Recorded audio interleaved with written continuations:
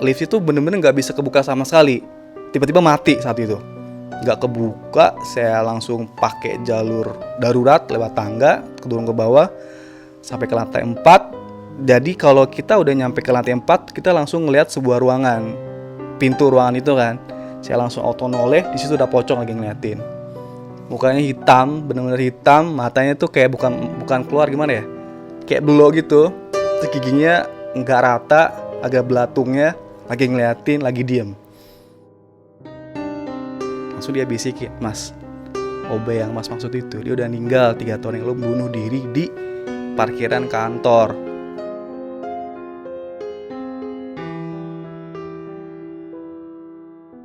Halo buat teman-teman yang udah subscribe ataupun yang belum subscribe Lentera Malam. Biar teman-teman selalu dapat notifikasi setiap kali Lentera Malam update video baru, teman-teman bisa nyalain loncengnya seperti video di tengah ini nih. Pilih all atau semua. Jadi jangan lupa nyalain lonceng ya. Halo semuanya, kembali lagi di Lentera Malam bareng gue Jamal. Dan di segmen Saksi Misteri kali ini gue udah kedatangan narasumber yang akan bercerita tentang pengalaman horornya. Di samping gue udah ada narasumbernya, namanya Mas Gali. Kita langsung sapa aja Mas Gali.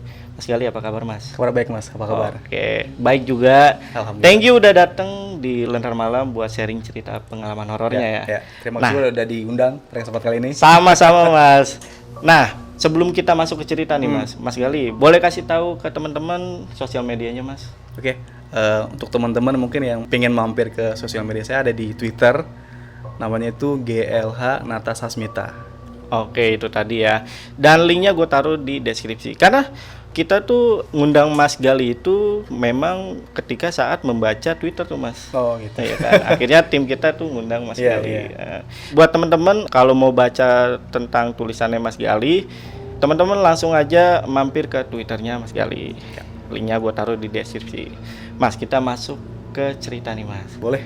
Ini Mas Gali ini bakal cerita tentang pengalaman dia pada saat di kantor lama ya Mas ya. Ya, di kantor yang Tepatnya di daerah Tangerang ya Mas ya. Di Tangerang. Nah, itu dia bakal ceritain tentang salah satu OB yang ternyata itu OB-nya udah bunuh diri. Jadi buat teman-teman yang pengen tahu cerita lengkapnya dari Mas Gali, teman-teman tonton sampai habis. Nah, Mas, boleh kasih sedikit kisi-kisinya gak Mas? Kisi-kisi aja. Kisi-kisi ya? Iya. Jadi seperti yang tadi Mas Jamal bilang, jadi di kantor yang lama saya itu pada tahun 2014 sering ketemu dengan OB yang namanya, inisial dulu aja kali ya. Inisial dulu Namanya aja. inisialnya I ya kan. Saya ketemu dia tuh selalu di Sabtu Minggu pas saya kerja shifting. Tapi di Senin sampai Jumat saya nggak pernah ketemu dia. Oke. Jadi teman-teman yang penasaran teror apa aja, karena nggak cuman si OB-nya aja ya yang neror Mas Gali ya. Betul. Jadi ada teror lain nih. Jadi buat teman-teman yang penasaran tonton sampai habis. Ya udah, daripada kelamaan openingnya, Mas Gali udah siap cerita? Siap banget. Oke. Dan sebelum teman-teman dengerin ceritanya Mas Gali, seperti biasa, teman-teman saksiin dulu ya berikut ini.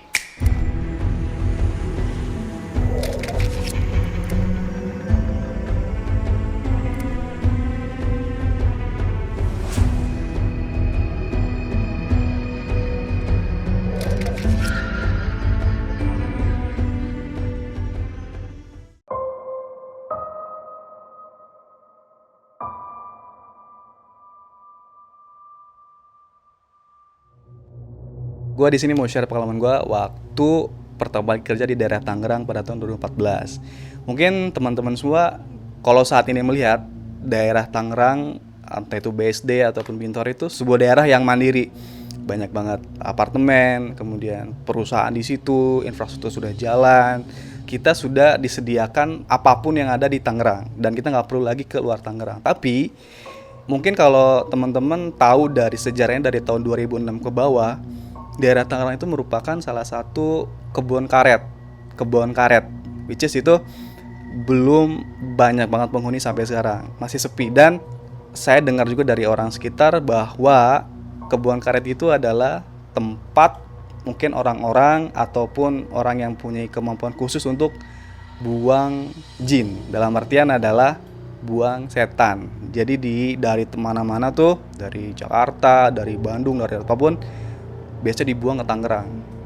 entah itu dia buang jin ataupun buang setan ataupun dia buang mustika di situ. Karena sampai sekarang banyak banget ada mustika di wilayah Tangerang. Waktu itu saya bekerja di salah satu perusahaan real estate di Tangerang. Kemudian selayaknya karyawan baru nih, saya harus menyesuaikan dengan lingkungan yang ada. Tapi pas awal-awal saya masuk ke kantor itu hawanya udah beda banget. Udah panas di situ hawanya. Mungkin saya pikir, wah, Tangerang mungkin termasuk wilayah yang lebih panas daripada Jakarta mungkin ya. Tapi panasnya beda deh. Beda banget, bener-bener panasnya tuh bikin kita lebih emosi, bikin kita lebih gak nyaman di situ panasnya. Tapi saya nggak mempedulikan masalah yang saya alamin itu. Saya pikir toh saya sini buat kerja, ngapain saya mikirin masalah itu kan. Nah kemudian di minggu-minggu pertama sampai 1 bulan ke depan itu saya diteror tuh sama banyak banget hal yang sebelumnya nggak saya alamin.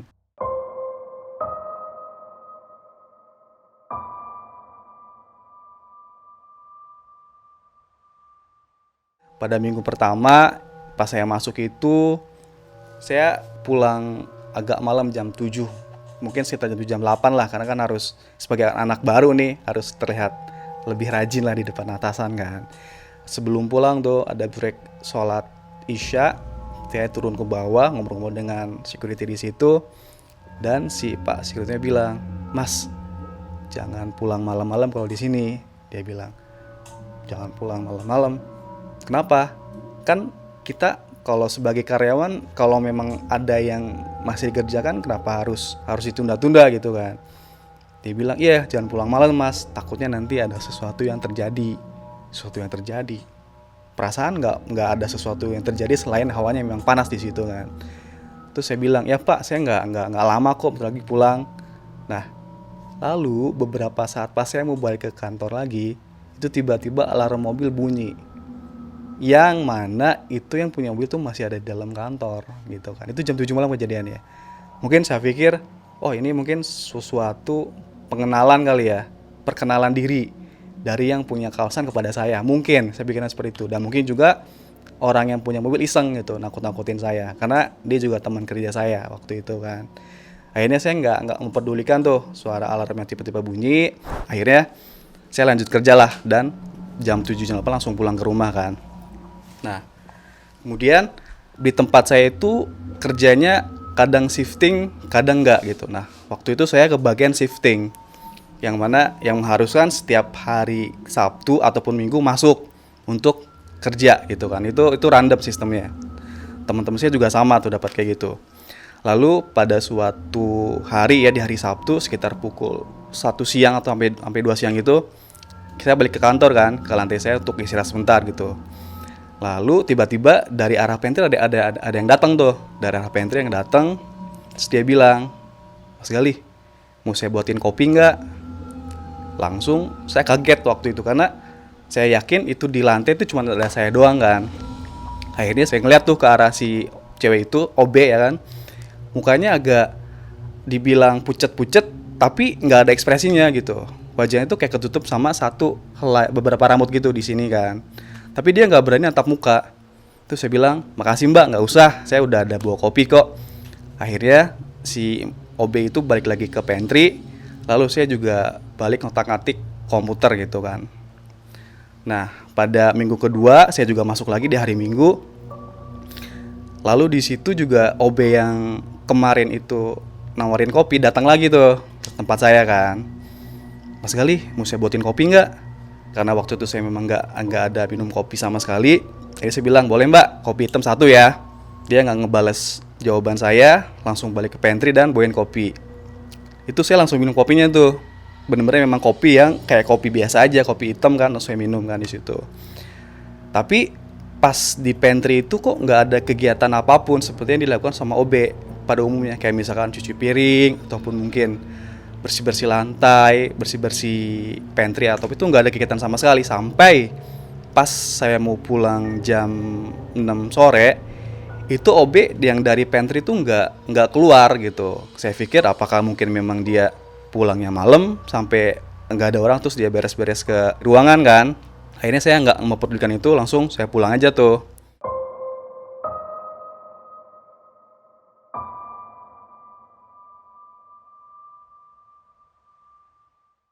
Sampai pada suatu malam saya juga harus pulang malam juga. Tapi waktu itu saya berdua sama teman saya. Sekitar jam 8 jam 9 lah. Waktu itu saya masih ada di kantor. Kemudian untuk mengusir rasa sepi dan rasa penat, saya coba setel musik di situ sambil ngerjain revisian laporan kan. Saya coba fokusin biar cepat kelar. Tiba-tiba suara telepon bunyi, telepon kantor di samping meja saya.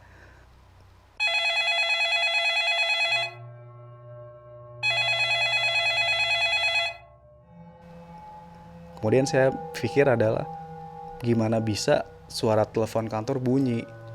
Karena itu harusnya disambungkan dari resepsionis. Baru bisa kita terima kan. Sementara jam 9 malam itu udah gak ada kegiatan di resepsionis.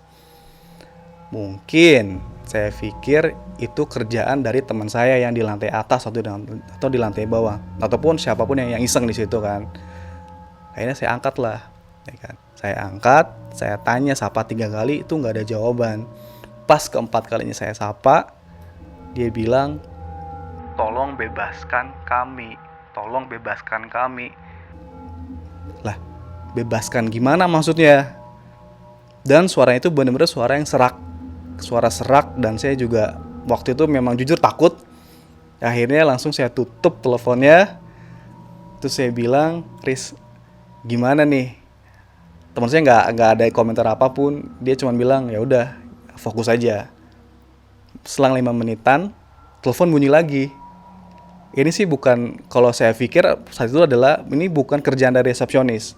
Ini palingan memang ada orang yang iseng di situ kan. Entah kenapa mungkin orang IT atau gimana. Bunyi lagi, saya angkat lagi dengan agak ketus, agak sedikit emosi juga karena sudah mengganggu waktu saya juga waktu itu kan. Dan dia tetap bilang, tolong bebaskan kami, tolong bebaskan kami, tolong bebaskan kami. Dan saya saat itu langsung tutup teleponnya. Kemudian saya langsung lihat ke teman saya dan kita tuh seisi ruangan tuh udah beda hawanya pas saya udah tutup telepon itu. Selang beberapa saat dari itu, tiba-tiba lift kantor kebuka, yang mana itu berada di kanan saya. Akhirnya kan kalau ada lift kantor kebuka kita langsung otomatis nengok kan. Kita nengok ke lift itu, saya kira mungkin ada teman saya yang datang nih, bawain makanan atau apa gitu kan. Ternyata kosong, itu nggak ada orang yang datang.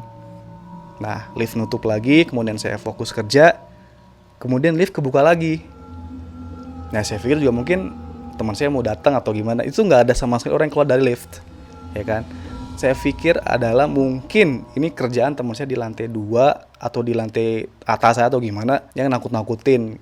Akhirnya saya coba cek ke lantai atas sama lantai di bawah saya itu, dan itu kosong, sama sekali kosong. Di situ nggak ada orang, sama sekali nggak ada orang, gelap banget. Dan saya balik lagi ke ruangan saya. Beberapa saat dari itu tiba-tiba mesin fotokopian nyala. Dia kayak mau fotokopi sesuatu. Padahal saya dan teman saya tuh berdampingan mejanya dan mesin fotokopi dekat pantry. Dia itu nggak mungkin kalau tiba-tiba nyala kalau misalnya nggak ada yang mencet tombol power untuk fotokopi. Itu nggak mungkin sama sekali. Nah, saat itu juga saya bilang sama teman saya adalah untuk cepet-cepet pergi dari ruangan karena situasinya udah nggak kondusif, udah bau bunga kantil di situ. Pokoknya ruangan tuh bau banget di situ. Teman saya juga ngerasain yang sama, dia cium bau bunga kantil. Saya kemasin barang-barang, saya matiin komputer. Saya keluar dari ruangan, tapi kayak ada yang nahan di situ. Kita kayak harus nembus sesuatu yang susah gitu untuk keluar dari entah kenapa itu mungkin kayak ada yang ngalangin di situ kan. Akhirnya saya bisa keluar, saya mencet lift tapi itu enggak. Lift itu bener-bener nggak bisa kebuka sama sekali. Tiba-tiba mati saat itu. Nggak kebuka, saya langsung pakai jalur darurat lewat tangga, turun ke bawah sampai ke lantai 4. Jadi kalau kita udah nyampe ke lantai 4, kita langsung ngelihat sebuah ruangan. Pintu ruangan itu kan. Saya langsung auto noleh, di situ udah pocong lagi ngeliatin. Mukanya hitam, benar-benar hitam, matanya tuh kayak bukan keluar gimana ya? Kayak belok gitu. Terus giginya enggak rata, agak belatungnya, lagi ngeliatin, lagi diem. Wah, itu panik di situ. Saya benar-benar itu pertama kali ngeliatin pocong dari dekat seperti rupanya.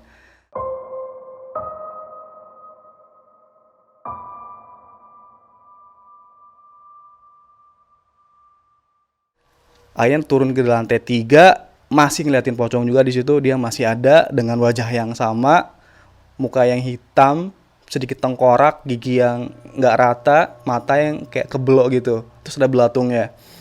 Di lantai 2 juga sama, saya ngeliatin ada pocong, itu masih ada pocong tuh di lantai 2 tuh, di pintu masuk ke ruangan. Sampai ke lantai 1, di situ ada kursi buat customers. Saya lihat ada nenek-nenek di situ. Nenek-nenek lagi senyum, pakai kemben, diikat kepalanya, warna putih rambutnya. Dia senyum ngeliatin tapi mukanya hancur. Di situ saya sempat agak jatuh tuh. Tapi maksain diri buat keluar dari gedung sampai ngos-ngosan, dan security bilang, "Mas, kenapa Mas kok ngos-ngosan gitu, jatuh lagi kan?" Langsung saya bilang, "Pak, di gedung itu banyak hantunya. Saya ngeliat di lobi ada nenek-nenek lagi duduk. Di lantai 3 ada pocong, di 2 ada pocong, di 1 ada pocong, di lantai saya juga banyak banget hantu, Pak." Saya bilang kayak gitu kan. Langsung sih pokoknya bisikin saya, "Mas, kan sih udah bilang jangan pulang malam-malam kalau di sini." Akhirnya saya nggak mempedulikan omongan si security, langsung saat itu saya pulang ke rumah. Lalu beberapa hari setelahnya iseng lah ngecek ke ruangannya General Affair, ke bagian peralatan kan. Terus saya bilang ke teman saya kan, gue mau lihat dong CCTV kejadian pada malam ini jam segini, kira-kira ada apa nih ya. Teman saya agak bingung tuh, kok kenapa nih tiba-tiba nanyain CCTV. Ya saya bilang ya gue penasaran aja gitu, ada apa aja sih yang di CCTV itu pas malam waktu itu gue lembur. Pas disetel itu CCTV, di dalam ruangan itu tuh penuh banget, banyak orang di situ, ya kan.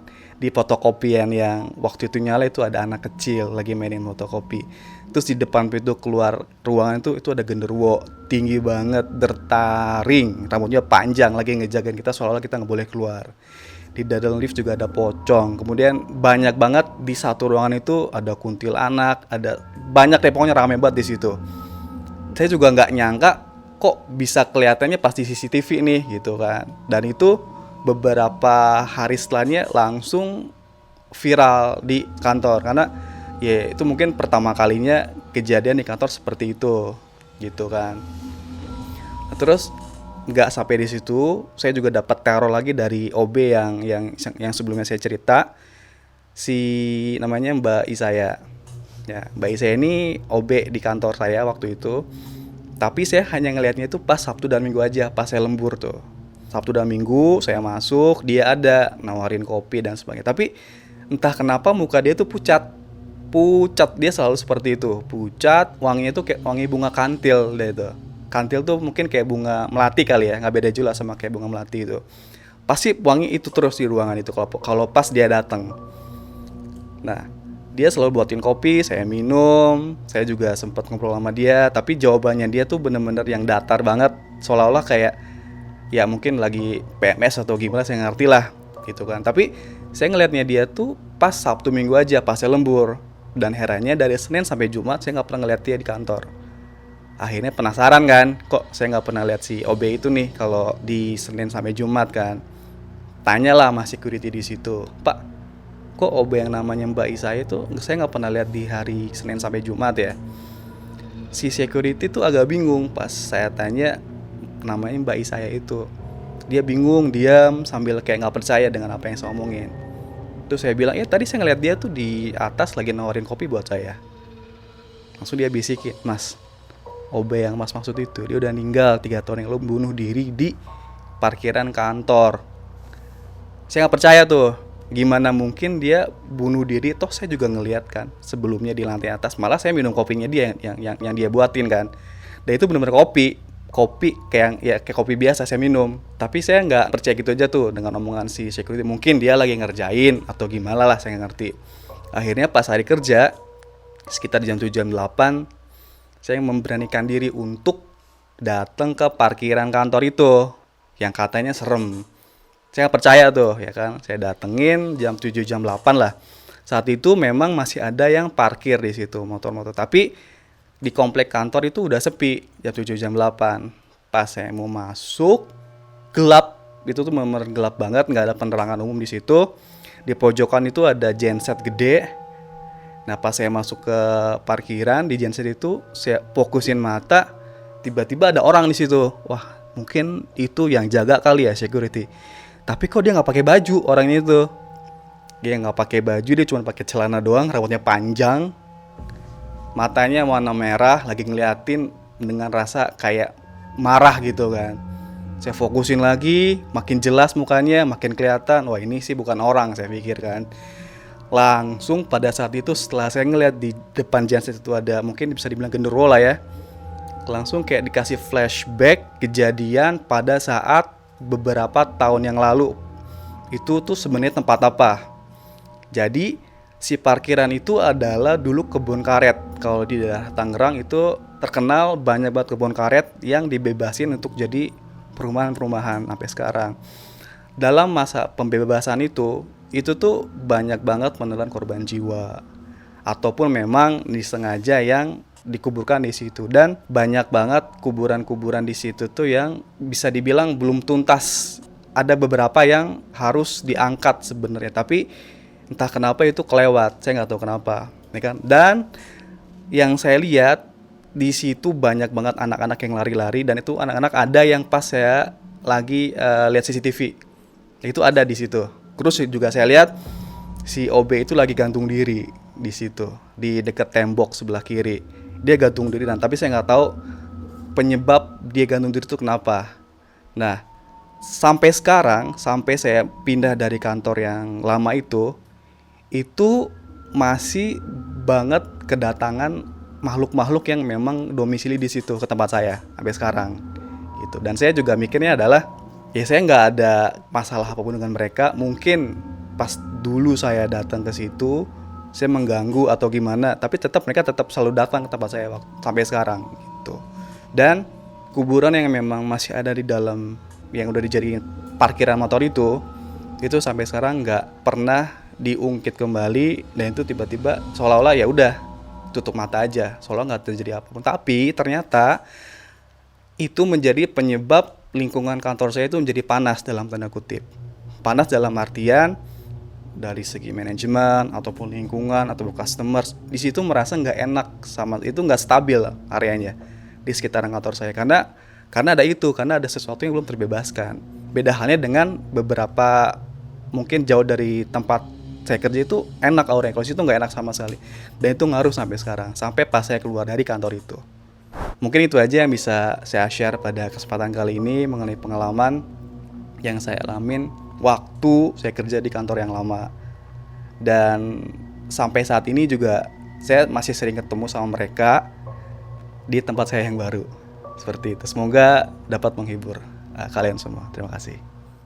Halo buat teman-teman yang udah subscribe ataupun yang belum subscribe Lentera Malam. Biar teman-teman selalu dapat notifikasi setiap kali Lentera Malam update video baru, teman-teman bisa nyalain loncengnya seperti video di tengah ini nih. Pilih all atau semua. Jadi jangan lupa nyalain loncengnya.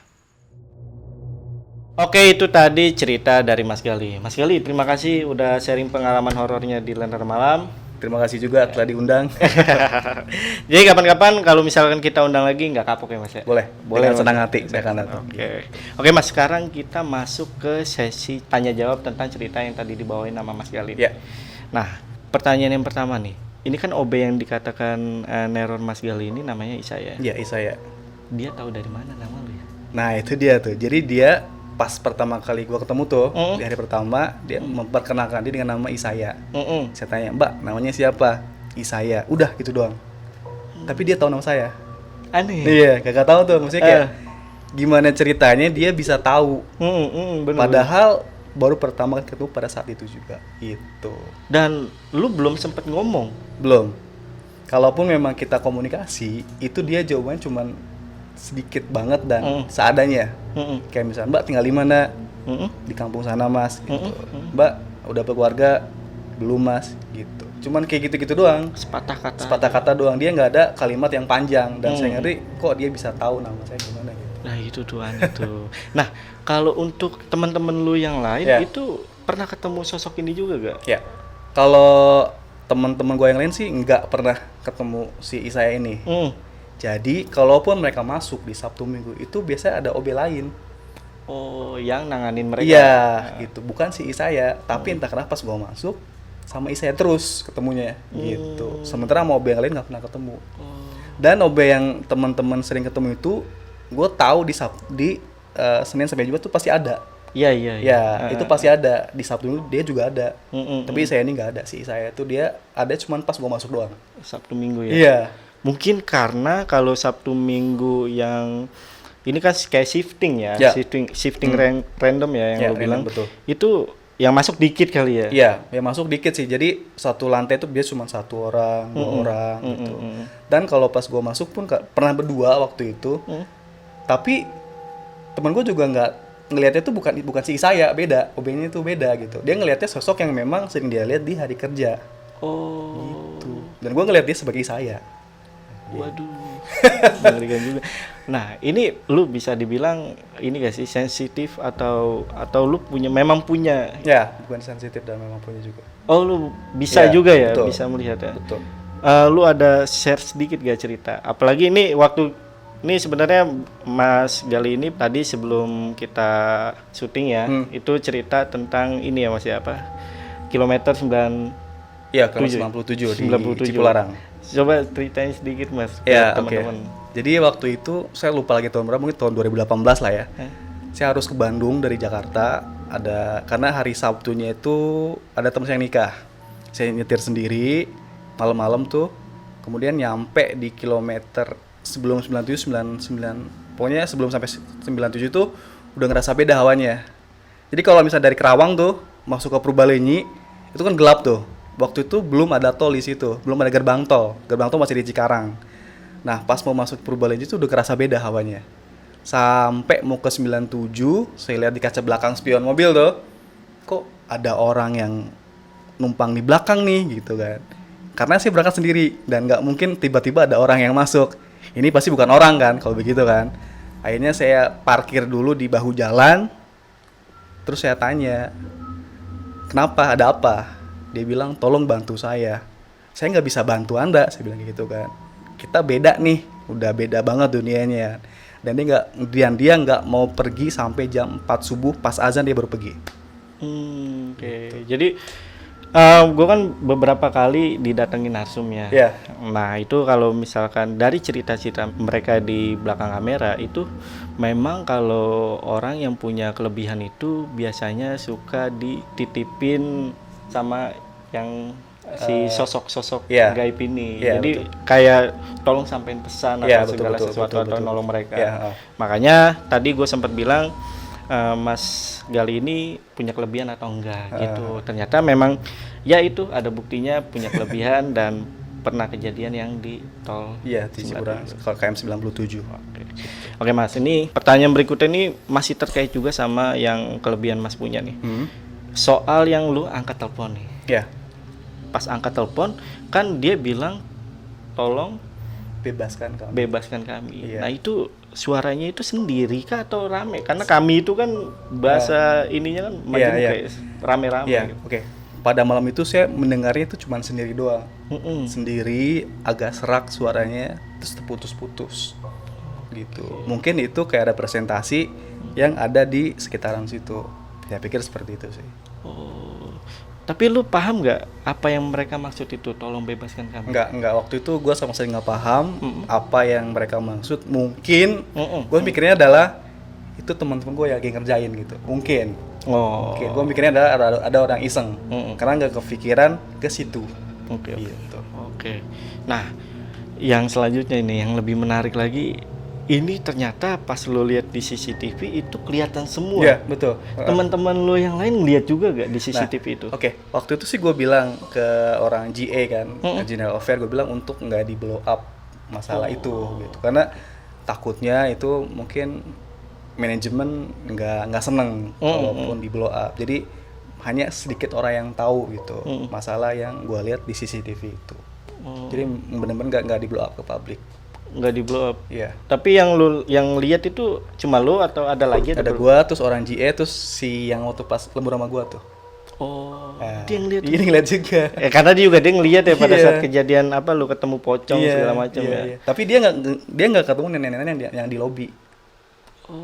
Dia nggak ngeliat nenek-nenek itu. Dia nggak ngelihat. Iya. Dia lihatnya dia kosong, nggak ada apa-apa di lobi itu, cuma gua doang yang lihat ada neneknya di situ, mukanya pucet, hancur, lagi ngeliatin, senyum pula. Nah, Kalau feeling lu yang nelpon itu sosok apa? Pocong kah? Kan itu tadi lu sempat bilang banyak. nenek-nenek sih gua pikir. Tapi suara laki. Cewek. Oh, memang cewek. Cewek. Serak tapi. Serak. Gua rasa sih nenek-nenek yang emang ketemu di lobi.